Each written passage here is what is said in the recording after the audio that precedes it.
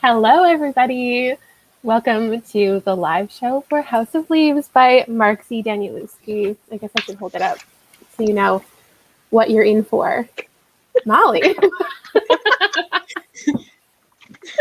Thank you all for joining. This is what we read for the month of March. I know it's pretty late for a live show, but I wanted to give everybody as much time as possible. I'm going to start out by asking you, I love starting out live shows asking for, I know you're already all chatting about it in the comments, but I want to know if you've read it. So give me, there's like a house emoji probably. Give me a house emoji if you've read it. A leaf emoji if you haven't, but you're interested. So like we know that we need to sway you to read it or sway you away from it. And give me a skull emoji if it's absolutely not happening. You DNF'd it. You won't do it. You're just here to like hang out. I need to know. It's gonna be a cemetery in here. I see houses. It's happening. Oh, okay. Houses. All right. Okay, I'm feeling good about it. And if you're watching this after the fact, make sure you turn on the live chat so you can see what everyone's talking about throughout it. There are some leaves. That's good too, because then we have the opportunity to tell you things. So before I have everybody introduce themselves, I'm going to just like pitch the book really quickly and tell you what we're talking about. So House of Leaves is, I thought I had it. I was like, no, you got this. You can explain this. Hey, you do. You've got this. Okay, so you've got it. This is a horror, it's a pseudo-academic horror postmodern romance, if you wanted to put it in a genre. I feel that sums it up. I mean, throw the word metaphysical in there somewhere if you feel like being smart about it. This is not, please don't think that this is a text analysis of this book. It's not. We're just here to chat.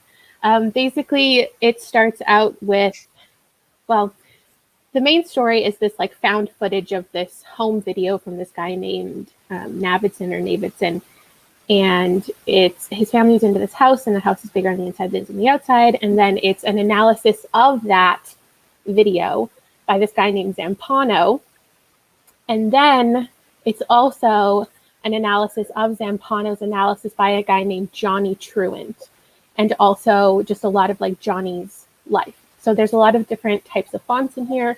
There's a lot of appendices. There's a lot to like really discover. And then after the fact, you can dive into like rereads and forums and videos and analysis of and albums and so many things that you can find out more about all of the little like hints and clues throughout the book. So that's the book. I want to know, because there are so many different ways to read this. In my co-host introduction, tell me your name, your channel, and then I want to know how you read the book. So like, I don't need to explain all the ways to read the book. I just want to hear how you read it. If you feel like that's a successful way to read it, to like that you would recommend to people if they're still trying to get into it, and then like any tips and tricks you might have for getting through it. So Erin, if you want to start. Hi, my name is Erin. My channel is Booked and Busy. So the way that I read it, and this is actually the way that I recommend to read it, is essentially I read each chapter twice. I read the Navidson record once, and as I was reading, I tabbed where Johnny inserted himself. And then on the second read through of the chapter, I read all the footnotes in Johnny's story. And it connected a lot better that way, because I was able to get the actual, like, they were watching it, and so I saw that, and then it was like I was also then turning and watching a conversation about what I saw versus like very choppy, and it made it go a lot faster that way, even though I would get to like 150, go back to 100. That's kind of how I read it, and that's how I recommend it as well. Me next?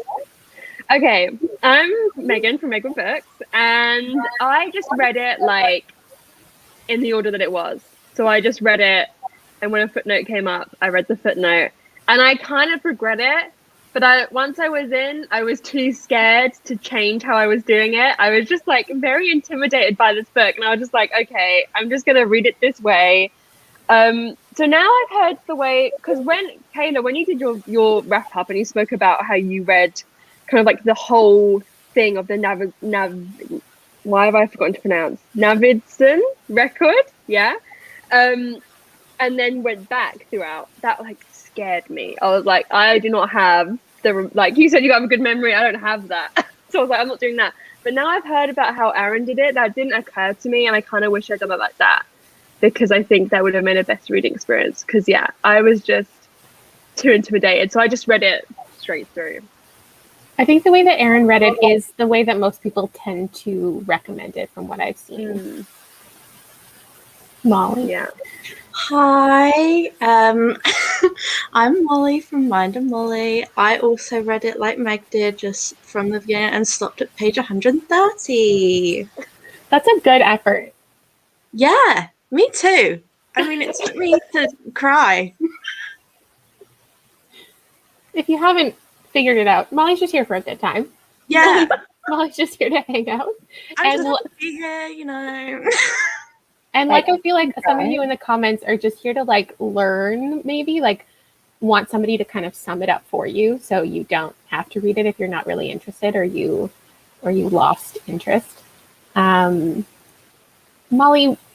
what was it that made you not continue?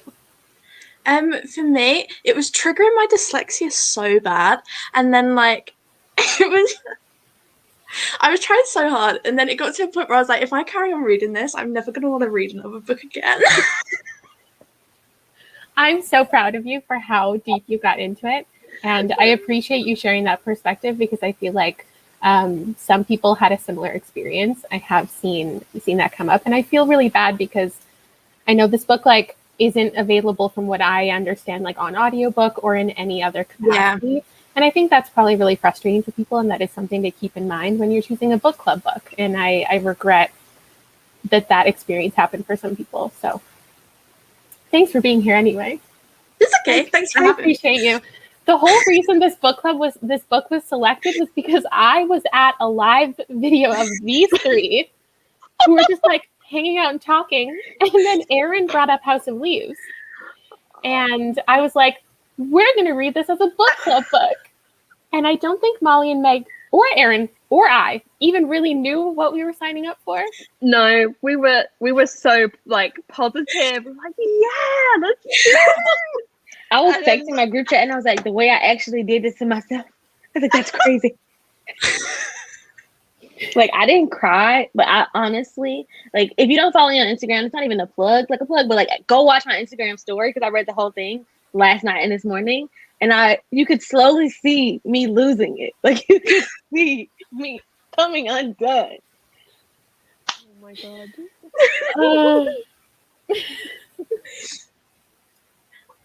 I felt so bad. Like, I felt so bad for stopping reading it. You shouldn't. Don't. And I hope people will feel better knowing that you stopped reading it, and like that's fine. Also, like, not every book's gonna be for everyone, you know. Mm-hmm. Yeah, it's just one of them things. I'm just happy to be here. It's fine. With that in mind, not being for everyone, I don't know anybody's rating here. So I get to hear for the first time. I'm gonna put out a prediction. I think Aaron gave it a 3, a 2, and I think Meg gave it a 3. That's what I feel is happening. I gave it a 5. It's one of my favorite books of all time. I'm dying over it. I want to scream from the rooftops. It's like one of my favorite reading experiences I've ever had in my entire fucking life. So I love that for you. Don't hurt me right now. Your ratings. Aaron, you go first. Y'all know I am real stingy with these ratings. The book itself, I don't even know how to quantify a rating, to be quite honest with you. The experience of reading it, I would say, is unmatched, because as I just said, I slowly lost my mind and my will to exist in the human form. So I would say, if you're looking for an experience 10 out of 10 recommend. If you're looking for a linear story that with satisfaction that makes sense, go somewhere else. So whatever you glean from that, that's what I rated. That's a great way to sum it up. I respect that. Feel free for everyone to put your ratings in the comments because it's going to be from 1 to 5, and I just love the range that we're going to get with this. Meg, tell me you loved it. Tell me it's your favorite book ever. I can't tell you. Okay, here's the thing, right? The Navidson record, I really enjoyed. Like, just the straight up story of what happened to the family is probably like a 4, maybe even a 4.5. Then the footnotes were my nemesis. We did not get along. Me and Johnny did not get along. Me and the like sciencey, you know, like mythical, you know, when you've gone off on those tangents of like theory and like, I'm already studying at uni right now. I don't need to like sit in bed at night and read more like academic stuff. That is just not the vibe right now. And the reading experience of it, I hated it. Like, you know, have you ever seen the video of Paula Abdul after she's got fired from the Bratz movie? she's like, what a horrible she goes, how horrible I'm treated. What a hideous experience for me to go through. And that's how I felt reading it. No. But it was like this morning I was like, it's gonna be a 3. I think it's like a 2.5 because of all that leveled out. I'm really sorry. I wanted to love it more than I did. I just found it so hard to read. And also just like, yeah, I read it for 2 months. It ruined all of my other reading for those 2 months. I'm not going to lie. And that's my story. Yeah, I really ruined all of your TBRs for the month. What comment do you see, Erin? One said it's like a book that like finds you in the alley and beats you up and leaves you for dead. And it seems like some of y'all like that. Oh, Someone else said they felt like they were going to drink a bottle of bleach. Oh no. Molly, did you rate it? No, I didn't.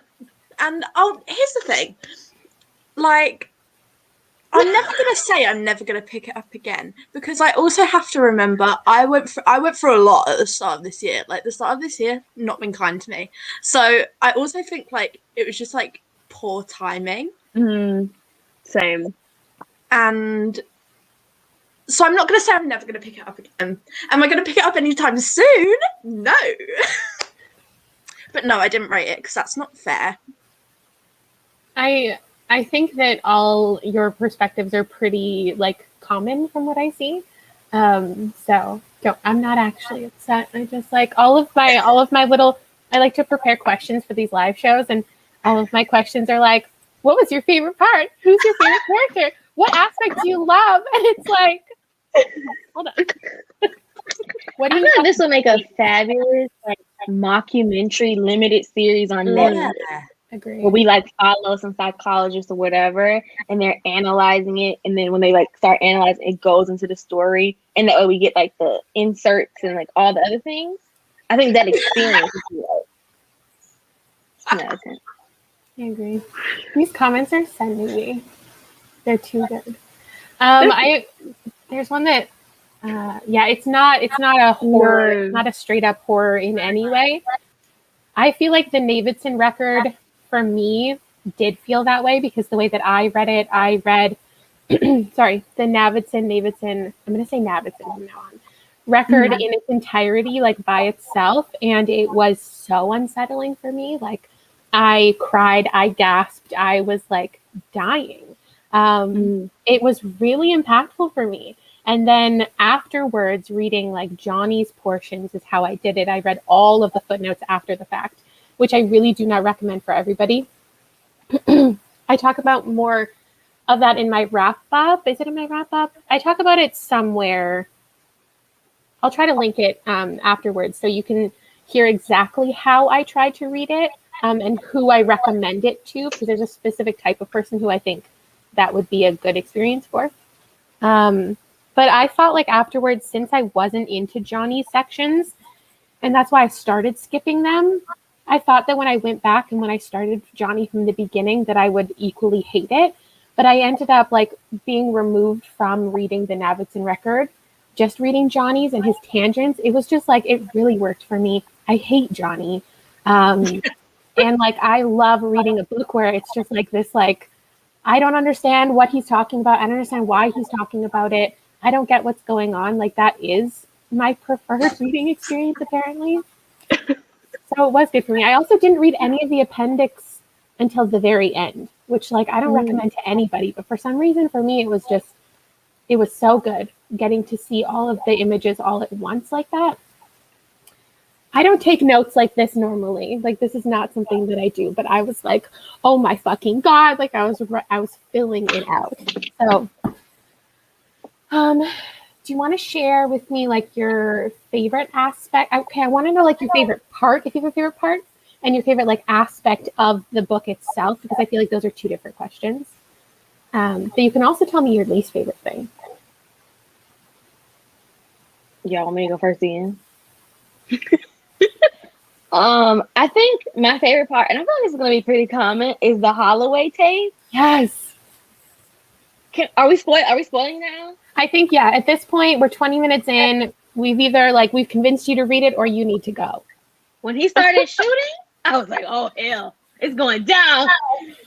Oh, when the guys were like limping out to safety and they were just sitting there and he like went into graphic detail about like how his tooth like exploded out of his mouth. And I was like, oh, absolutely, I'm here for this. So that was my favorite part.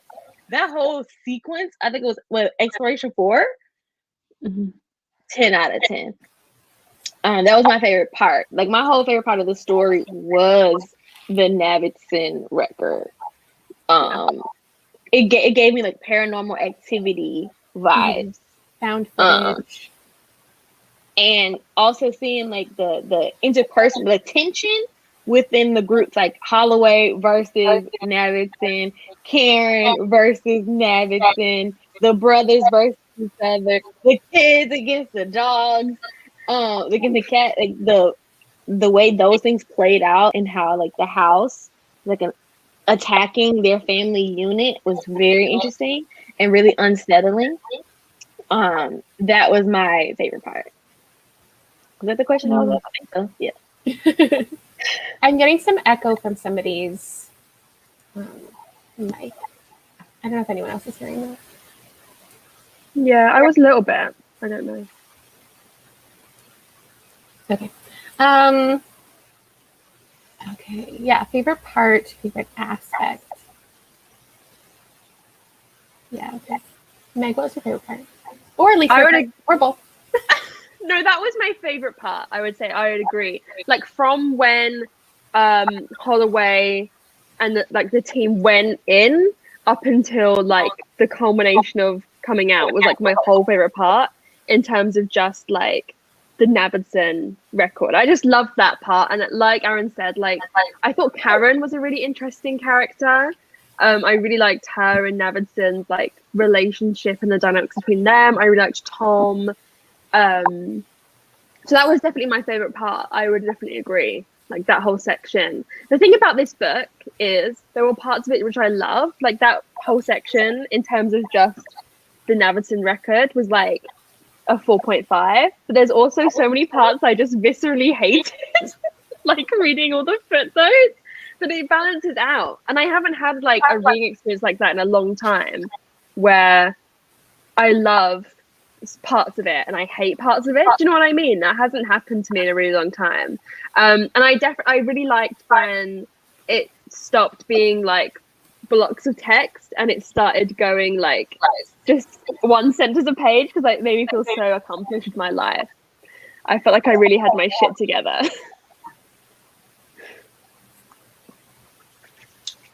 But yeah, that's me.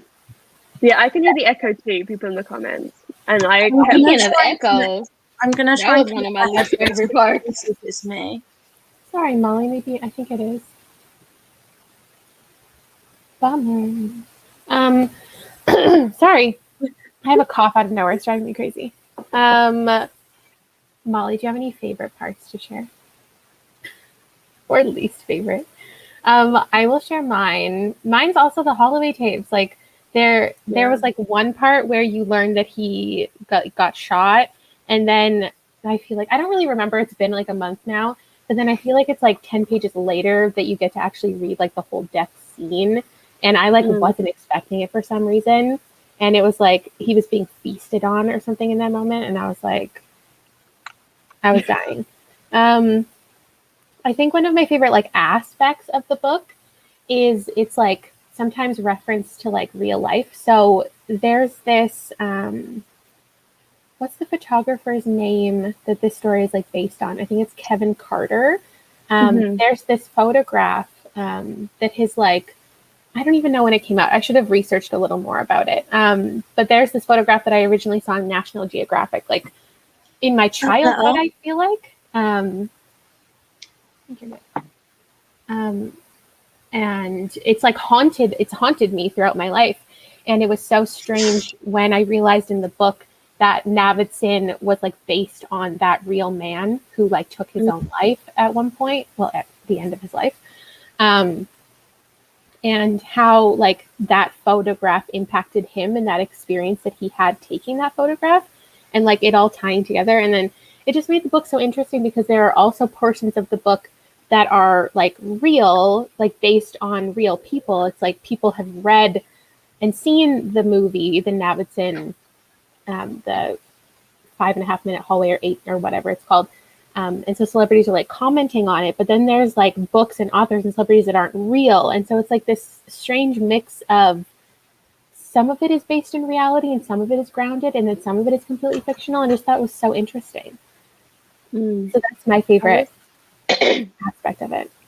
I feel like my least favorite part were like when I felt like I was on an acid trip going through Johnny's like sex scenes. I was like, now this is a little bit too much.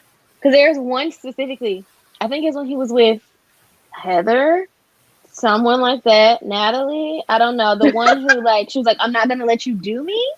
Oh, yeah. Because the way the scene goes, like you're doing something else. Like he's on a tangent in his mind. And then the sex scene starts happening. But like the metaphors are used in a very weird way. And you're like, I'm disgusted actually. What's going on? And then he's like, is this even real? Is this even happening? And then he's like in another moment. And then he's back in the sex scene. He's like, actually we've never met before. And I'm just like, whiplash. Yeah. It's like, what's real? What's going on? I ended up skipping 2 of his like page long. There were just like 2 times I was like, I can't take this right now. I'm sorry. Like I'm skipping past this. But I read everything else. But there were 2 times. It was like 3 pages long of just him going on. And I was like, this ain't for me. I'm just gonna skip this. Because that was more towards the end. I was just like fed up of his shit by that point. I was like, listen, Johnny, I've read enough of your tangents. I've had enough. I really feel like this is the type of book that like you can skim though, and like everybody just acknowledges that like you're not actually gonna read every single word. When they went into like the science like of sound and echo, I was like, I can't do this. I can't do. I'm not smart enough for this. I cannot. I was literally reading it and like, you've ever seen a cartoon where you literally see like the thing come in? That was me. I was like, oh no. It was like one of the. I can't do this. It's too much. Okay. Oh wow, that's interesting. Flower. There's a theory on how Johnny doesn't exist. He was made up by Zampano. Oh boy. There's so many theories. There's theories that Zampano is his dad. If we want to get into theories, we can get into theories. I feel like you go. Sorry. No, you go, please. I was trying because so earlier in this live, people were commenting like, I can't wait to come here and find out like the stuff I didn't figure out. And I'm like, me too. That's what I'm here for. So like before I went and I looked up some theories and I was like, how are people getting this from this? Like, how are we thinking that he's his dad?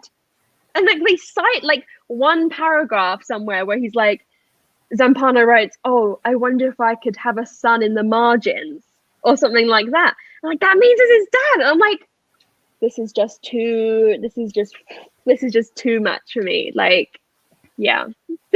This is what oh man. This, like, I think one of my questions is like, would you reread this book and what do you think you would get the second time around? And I think that in the second read, I think it's going to be even better of a book for me because you can pick up on so many different little things. Like, for example, like one thing is there's a little check mark on a page. And when you're reading it for the first time, you have no idea what that check mark means. And then at the end, there's a letter from his mother and she's like, put a check mark in your letter so I know that it's you and that like the people at the institution aren't messing with me. And then you understand the reason for the check mark. So you read in your first read, you read the appendix last. Okay, because in one of the footnotes, it was like, oh, go reference Johnny's mom's letters. So like this, I said on Instagram, I was like, the book is bigger on the inside than it is on the outside. Because like I'm like, I'll stop, and I didn't think it would be 70 letters when I stopped to go to the story. I guess the original, because there's so many different editions of this book, I guess the original only has like, please don't fact check me here, but there's only like 10 letters. And then he wrote an entire extra book of 70 letters. And then in the next edition, all the letters got put into this edition. So it also depends on the edition that you're reading. Yeah, I'm reading that one. I think at the bottom, it has like the 4 editions and mine is the full color square one. And then when I saw the check, I was like, okay, does this mean it hasn't been tampered with? Right. But then does that imply that things without checks have been tampered with? So then I just think that like when I reread it a second time, I'm going to pick up on so many like other little things that weren't referenced. So like there's one thing that's like Johnny tells a story and then after the story's over says that story didn't really happen. Like I made that all up. And you know that I made it up because there's no swearing in the story, right? We all remember that. But then there's another story where there's also no swearing. But he doesn't then at the end say that wasn't real either. But you can assume as the reader that story wasn't real either. Because there's also no swearing. So like there's so many things that you can pick up on. The way that I know if somebody has gone too hard and too deep into caring about this book is if they've ripped out the first page. This is how I know which one you are. If you're somebody who just read the book, or if you're somebody who gives too much of a fuck like me, who ripped out the first fucking page. Wait, why? Well, because it's perforated, and you're supposed to tear it out, so you don't think that Mark Z. Danielewski is the one who actually wrote it. Mine isn't perforated. What also, some people said the editions are made up. There's only one book. Oh my god, get out. What? This is how I know. This is how I know what kind of a fan you are of House of Leaves. If you went too far. Mine really isn't perforated though. Like I'm serious. Are you sure? Not just a little bit? Not a little bit? No. Not enough to rip it just a little bit? Are you having a joke? No. Yeah. Okay. Also, I love that the book is half an inch shorter and the house is half an inch smaller. Okay. Well, now we're throwing things that confuse me. At the end, Molly, you won't have gotten here, but I promise you, I don't know anything more than you do. When he's at the bar and the people are singing the song about the video, and then they show him a copy of the book that he's currently annotating and writing, and that people have been reading for years and talking about for years. And I'm like, well, which is it?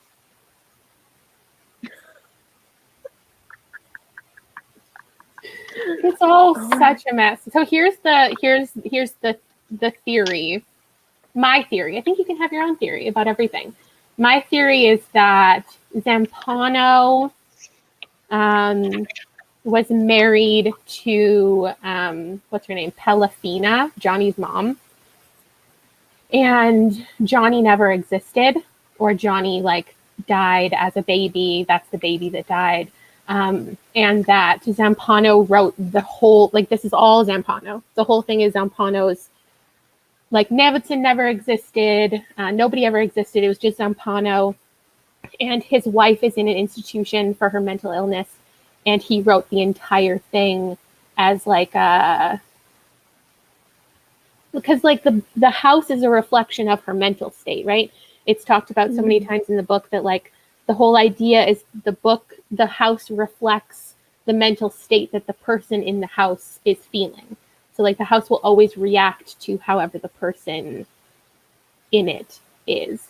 So I think there's a lot of like different various clues in here that tell you who really existed and who didn't. But I think it's also like the whole goal of this book is to open to interpretation.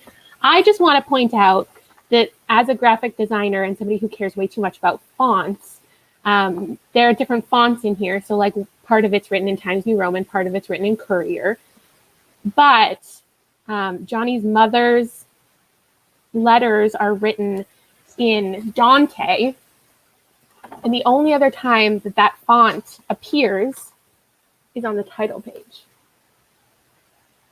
So it's plausible that she wrote the entire thing.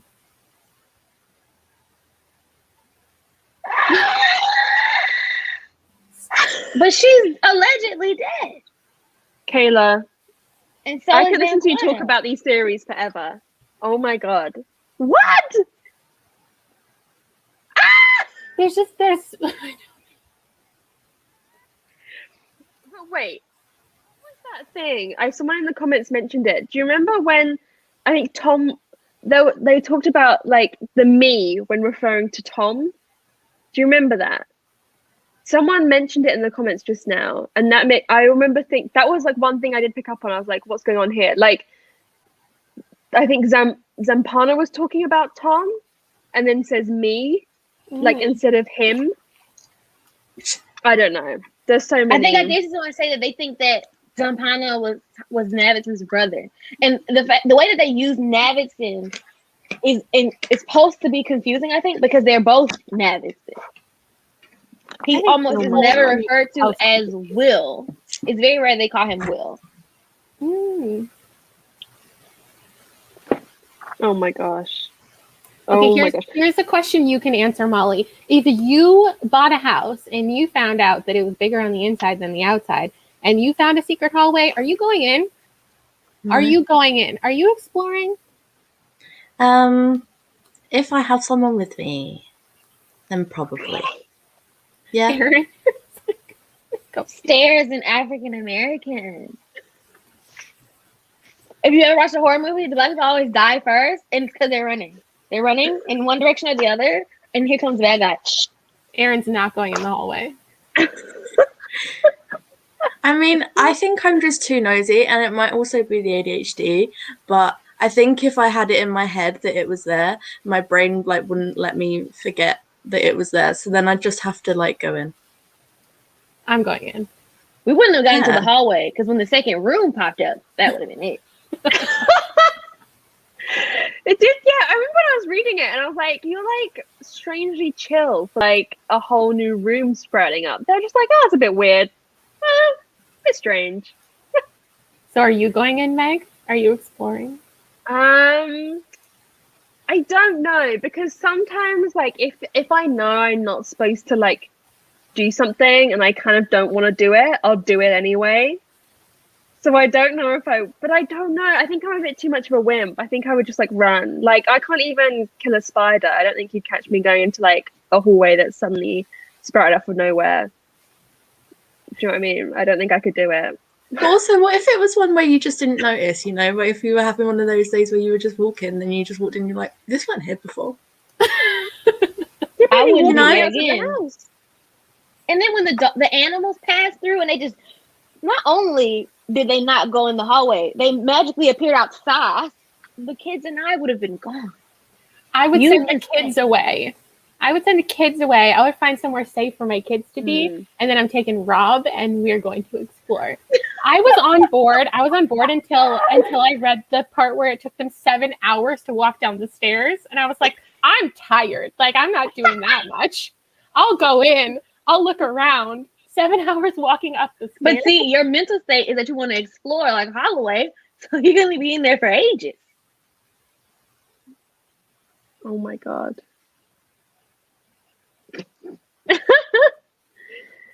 What's my next question? What's something you hated about it? I'm upset about like the little bit of like representation that I don't like in it, because like I feel like I can't recommend it as much as I would want to, because like I hate when there's just like problematic things in books that like they just like bum me out, because I can't say like this is the best book of all time, like I recommend it to everyone. So like there's a moment where they compare like a wheelchair to synonymous with like a prison, and like that sucks. And then there's a moment, what was my other one? There's a reference to like Pocahontas and John Smith that I just like was not necessary. And then like obviously the book in itself is really kind of sexist. Like all of the women who exist in the book only exist to like further the men's experience, and they all have, you know, the mental issues and all of that. When they put the little list of who they like had sex with a month in November when they were on their like massive bender, and then the women were like commenting, and then when John was like, I was with this one girl, her breath was really bad and whatever, and she was like, I'm gonna start brushing more, please call me. And I was like, what? And then Thumper. I was like, what? Yeah, very true. Yeah. I mean, I still like, it's hard because like I still loved the book, and I think that my constant perspective is that like just because something shitty happens in a book and like a character acts a certain way, it doesn't mean that the author feels that way, or it doesn't mean you're supposed to take that away from the book. So like I still give it 5 stars. I still think it's amazing. I just like wish those things weren't in it, because then it could have been a better experience for like every reader.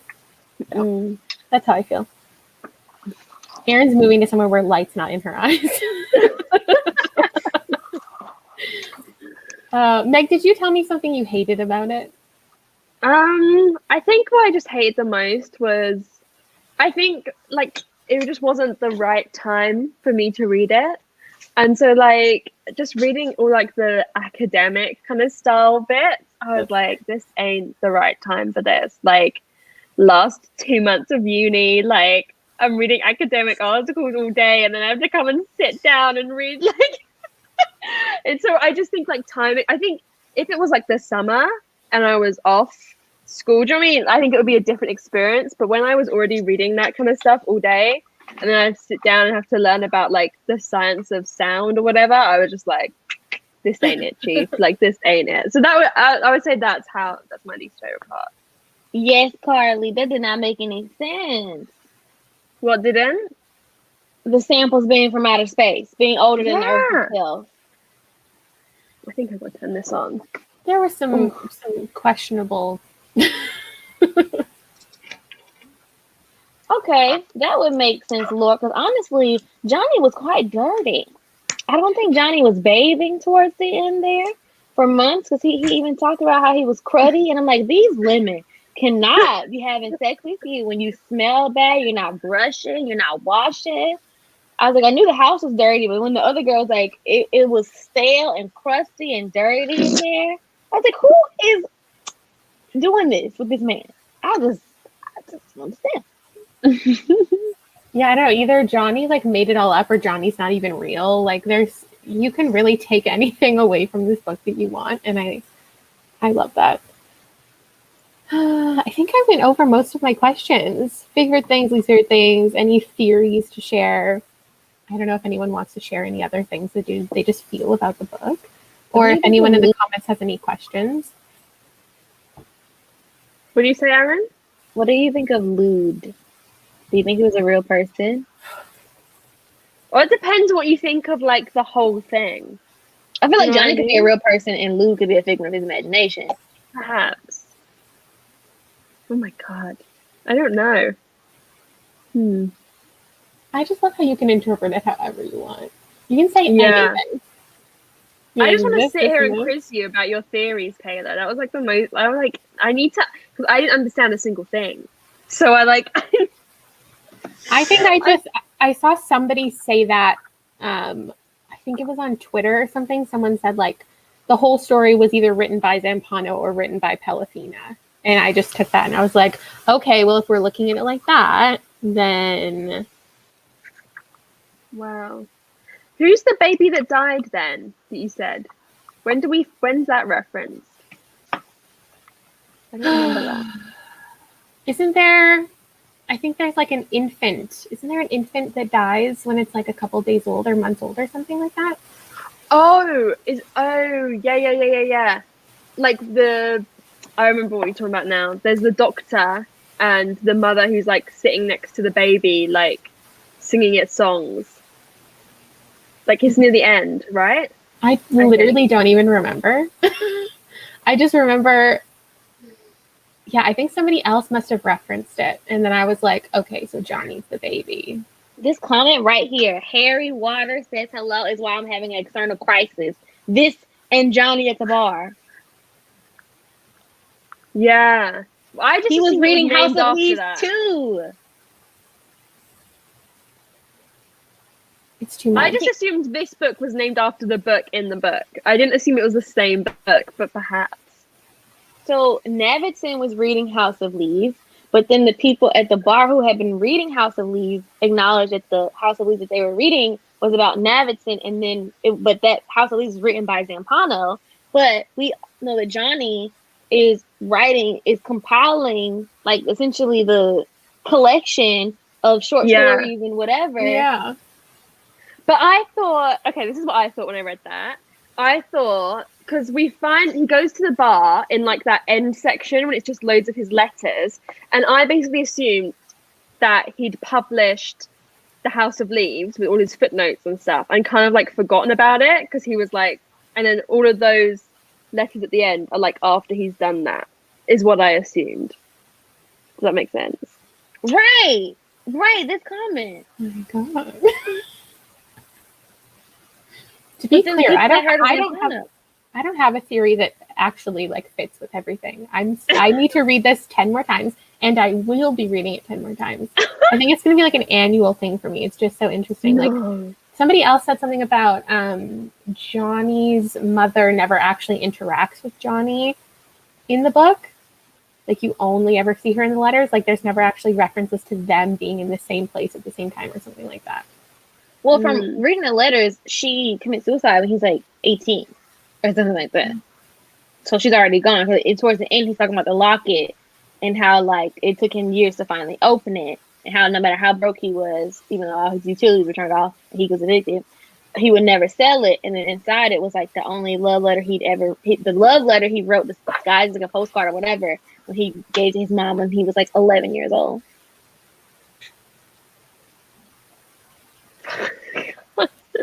I also just say like the editor's parts were some of my favorites too. I think my favorite thing about this book is that like none of it makes sense. It's also pointless. None of it matters. Like you're reading pages and pages and someone will be like, that never really happened. Or you're reading pages and pages and the editor will be like, they were wrong about that. And it's just like everything is so pointless. And there's like all of these fake references and like Zampano will spend like pages deciphering something and then Johnny will be like, yeah, that was wrong. It's just or like when they started switching like the N, the S, and the F in the letters, and I'm like, how is Zampano blind? How is he blind and all this getting created and all these young hot women are romping through his house that's all crusty and everything sealed up? Also the fact that like Zampano like crosses out crosses out all of the Minotaur stuff, right? Yeah. He crosses it all out.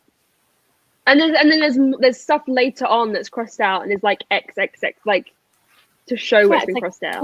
Who did that part? Who crossed all that out? Because if you're blind, according to Johnny, I think I'm too stupid right now. Right.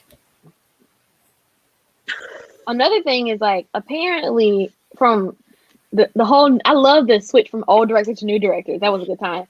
Apparently, his mom is, well, in the book, she's schizophrenic.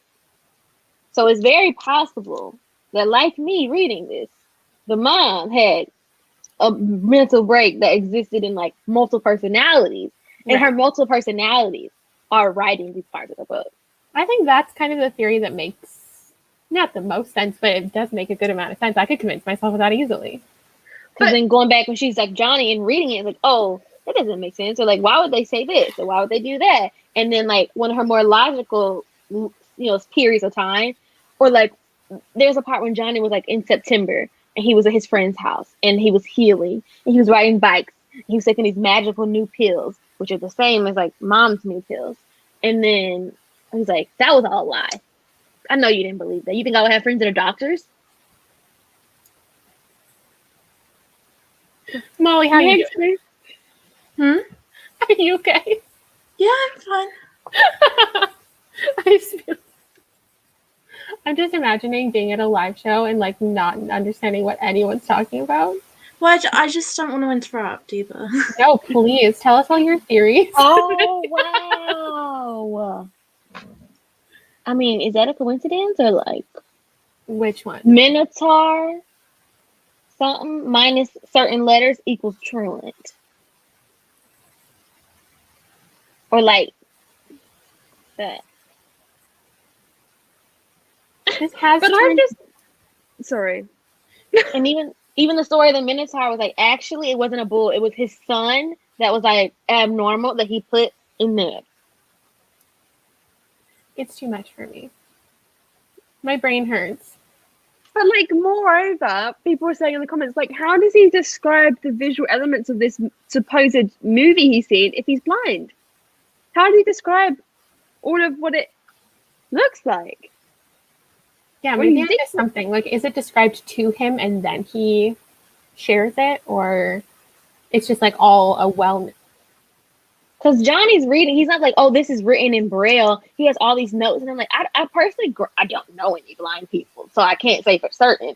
But I don't know if this is an accurate representation of the abilities of someone that's blind. Yeah, has he always been blind, or did he?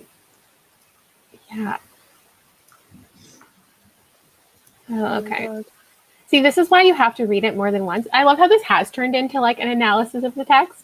I feel like if anybody came on here and they were like, somebody's going to find this live show after the fact who's like a hardcore House of Leaves, like analyst, and he's going to come in the comments and be like, you're all idiots. Like, I don't think anyone could read the end of House of Leaves and be like, you know what, I know exactly what happened and what's going on. yeah. No. I'm sure there's so many things that I missed too that I'm just like straight up wrong about. And like, I don't care. I think it's fun to just like think about it. Like, what happened to the cats? All I know is I would have gotten my kids out of there way sooner. Your kids out of that house. So are you guys ever going to read it again? Molly, are you going to give it a go? I feel like I will, because I really liked the Navidson record, like those bits. It only started to really trigger my dyslexia when you know the like square bits that it was like you'd have to look in the mirror, and then like after a few I realized that it was like you were supposed to see through the page. So like on the page on the left was like the reverse of what was on the previous page. Yeah, that's where I started to be like, what? But Johnny's parts, I'd probably just skip most of them because I'm okay with intense sex scenes, like when I know that that's what I'm signing up for. Yeah. Not when it's just thrown at me. I wonder if there's No, you go ahead. The issue with like one of the issues you're saying is like your dyslexia made it hard to read. I think that if you continue, that's actually going to get worse because there are parts of the book where the letters are not in a line, or they're in different parts of the page, or you have to go in a circle to read them. Or like there's a section where imagine a paragraph, a square is cut out of the paragraph is blank, and then you have to connect each sentence that was really with here. yeah. But the thing is, they're not on the same line. You actually have to go like up a line, down a line, up a line, down a line. And so I feel like that's actually going to get significantly worse as far as the like reading of it. I have a feeling maybe there's somewhere on the internet that somebody has like posted this in its individual chunks. Like I have a feeling somebody would have done that because I know that there are people who have like, I'm sure illegally recorded like an audiobook for it, even though there's supposed to be one. So I'm going to look and see, Molly, because I feel like there might be like somebody might have just posted the entire Navidson record. And I feel like you could enjoy that, even knowing all of the spoilers that we talked about. Yeah. Because that story would just be like 100-page, like little horror novella. And to me, like it was really good. So I don't want you to feel like you're always going to miss out on it, or anybody else in the comments. People say it's online. And that there's somewhere exists an ebook, but it's not like readily available. There is an audiobook as well. I remember reading somewhere, someone said they listened to like an illegal version on like YouTube, I think. But I couldn't find it because I tried looking for it and I couldn't find it. But this guy... I can't imagine how that's even read. I think he was blind, actually, the guy who was writing about reading it, and he became like obsessed with it. Like he was like, loved it. But then I couldn't find the audiobook. So I don't know if it got taken down or something. I don't know. But yeah.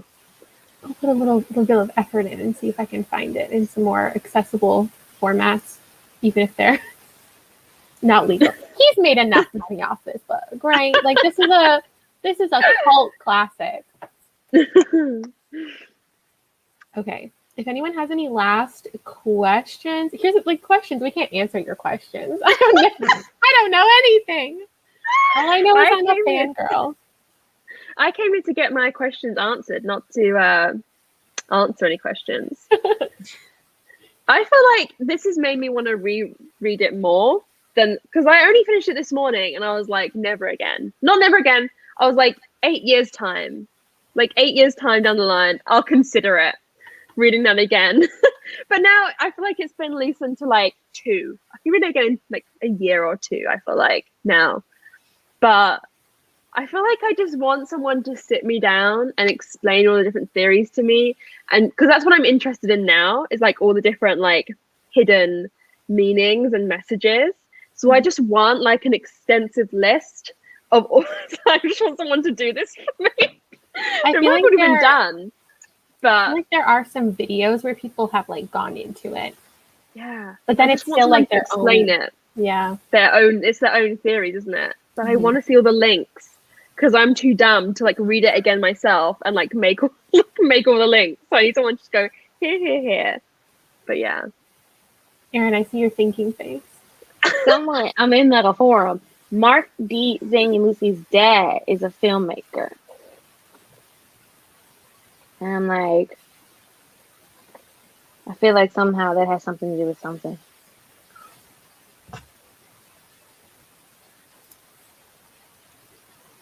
I think this book isn't for anyone. I think some people read that and they're like, you know what? You're right. And I'm not gonna.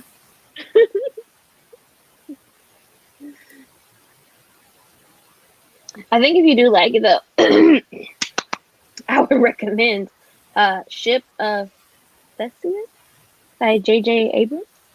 Oh, sure.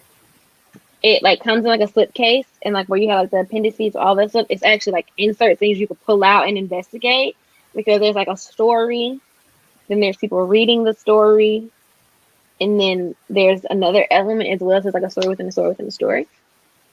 That is a great question. Anything with similar vibes. I've read like some found document type books, but there's honestly nothing that I've ever read that I could compare accurately to House of Leaves. I feel like House of Leaves is kind of an end point for a lot of people. I don't feel like House of Leaves is like an introduction to this type of media. I feel like you get to this point. But like I know there are some movies like Yellow Brick Road, They came out in 2010, and Dave Made a Maze, which came out in 2017, and You Should Have Left, which is originally a book by Daniel Kelman, which became a movie in 2020. I think all of those you would find have some similar vibes, but they're all films, so I don't have any book recommendations. Can you hold that up again, Erin? So like this is like some of the stuff that comes inside the book. That's so interesting. Wow. Because it looks like an old library book. So the slipcase is like, it's called S. And then you pull out the actual book and it's like Ship of Theseus by a totally different author. And what it says is that this is one I want to read as well. Lord, this is how we got here last time. It says it's the chronicle of two readers finding each other in their deadly struggle with forces beyond their understanding, all within the margins of a book. It's a novel in which a man with no past is shanghaied onto a strange ship with a monstrous crew and launched into a disorienting and perilous journey. And so we have the story of the writer, the story itself, and then we have the readers, Jennifer and Eric, a college senior and a disgraced grad student, both facing crucial decisions about who they are, who they might become, and how much they're willing to trust another person.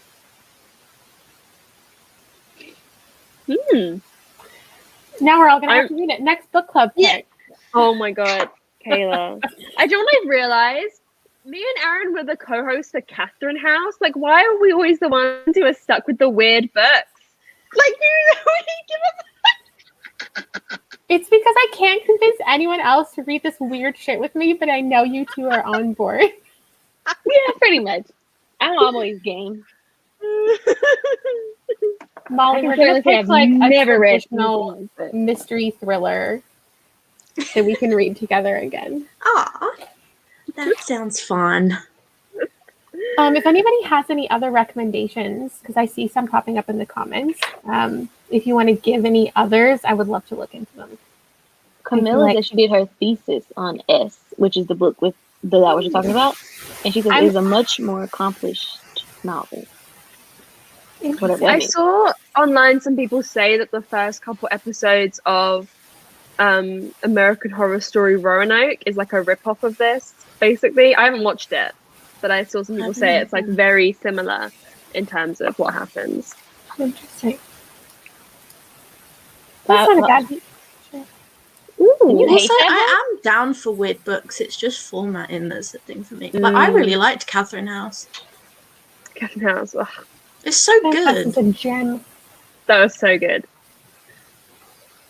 I'm mad because I actually saw that S book at the thrift store like 5 years ago and didn't pick it up. And now knowing that it came with all of those like little extra pieces I didn't know about, I'm like really regretting not grabbing it. I have heard about this so many times. Yeah, same. And I actually have no idea what it even is, but it's by Susanna Clark. I have no idea what it is. It's only like 200 pages. It's short and it's weird. Oh, really? It's about a man who might be a minotaur. A centaur who lives in a house, but the house is endless, and there's an ocean inside the house, and there are all these statues in the house, and there are remains of other people. So he knows that other people have once existed. But only one other person is in the house, and he's called the Other.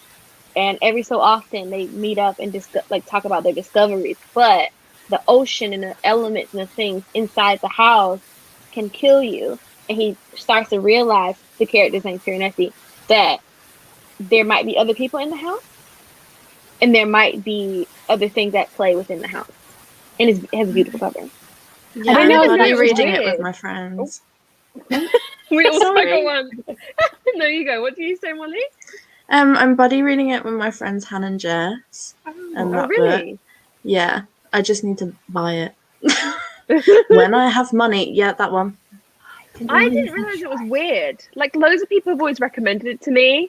Yeah, me too. And I've always been like, okay, great. Like, you know what I mean? You're when, like, you're not in their headspace. And I've always had it on, like, the back burner of my brain. Same. But I didn't realize it was weird. I thought it was, like, more, like, literary fiction, like, clever. I don't know. I didn't realize thought it was it There's was a like- labyrinth in the I house. thought it was as like well. Roman mythology or something. I don't know. I don't know why I Yeah. felt that way. This is also a good recommendation, The Hollow Places. I honestly, like, I hate giving recommendations because nothing is similar to House of Leaves. Like, don't pick up any of these things thinking it's similar to House of Leaves. But The Hollow Places is an interesting, like, labyrinth type, Mm. you know, traveling to different worlds within a house type situation. So I think that's it. Oh my God, I can't believe we just talked for an hour. I'm so sorry. I meant to make this, I always mean to make this half an hour. And I know Meg has an early bedtime. It's okay. No. It's not. It's okay. I've got like an hour left in me. Oh my gosh. I'm impressed that you stayed up this late, Grandma. Thank you. I should be in bed right now. I love you. Okay. Thank you all for joining me. I don't think anybody got any answers to anything, but I'm glad we got to talk this out a little bit. And for those who wanted spoilers, and wanted like an understanding of the book better, I hope you got that. And for those of you who wanted to be convinced to read it, even if you had the spoilers, I think maybe you might still pick it up. Also, I think it's good. It's like comforting knowing that you can skip some things. So feel totally okay with like skimming some parts. I think the book it's understandable that you read it that way. So that's it. Everyone's linked down below. Please check out everyone else's channels. Thank you so much for joining me. This was such an ambitious pick, and I felt guilty for the last 2 months that this was happening. I was worried about all of you, and I'll see you guys later. Bye. Bye.